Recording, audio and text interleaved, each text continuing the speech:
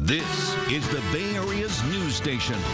KRON 4 News at 8 starts now.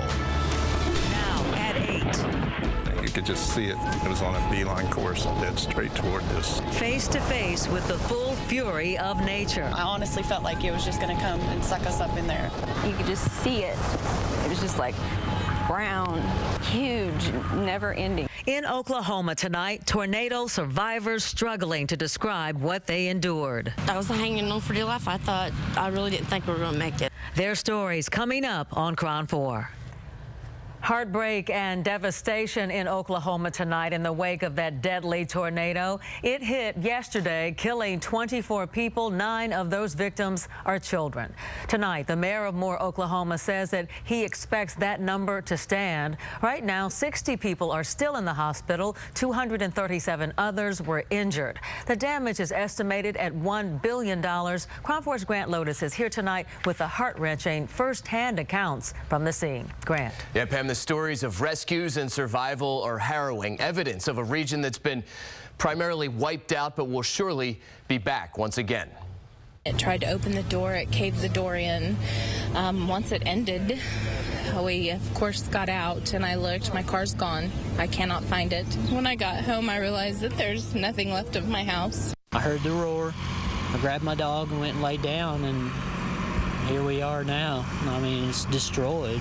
I was asking God to spare me. We grabbed our motorcycle helmets and hid in the closet and prayed like hell.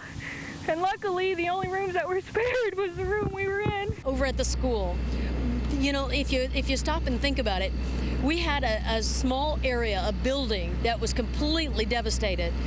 We can't put people on top of the debris because we know little people are under the debris. So we're trying to meticulously pick up stuff. It was pandemonium with children crying everywhere, of course, bloodied teachers and so forth. Everybody was just trapped. It was crazy. We just pulled boards and trash and everything away and waited till people screamed and just pull them up from there. I mean, you basically ran from like pile to pile and waited for someone to scream. It's like a battle zone. It's there's nothing standing, no trees, no houses for anywhere around, no landmarks. You don't even know where you are. We're getting, hundreds of requests to check certain addresses, and officers can't find the street or the block. There's no reference points. There's no addresses, so it's almost just kind of going area by area and searching those areas. Meanwhile, one of the survivors, this woman, standing on the rubble that was her home, giving an interview this morning when one of her loved ones poked its head out from the rubble just steps away. What do you think of all this? This is your neighborhood. I can't imagine. This is life in the big city. The dog. The dog. The dog. Hi, puppy. The dog. Oh, Belzy. Oh, Belzy, bless your little bitty heart. Help me. Help Megan. Oh, Belzy. Oh. Come on. Get him. Oh.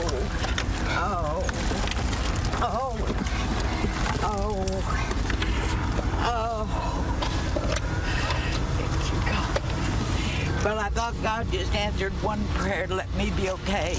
He answered both of them. Because this was my second prayer. Grab a tissue. This video has now understandably gone viral. That woman and her schnauzer riding out the storm in the woman's bathroom, but they were not together once the storm passed over. And look, the schnauzer appears to be uninjured. One of the many great stories emerging from this tragedy. Pam.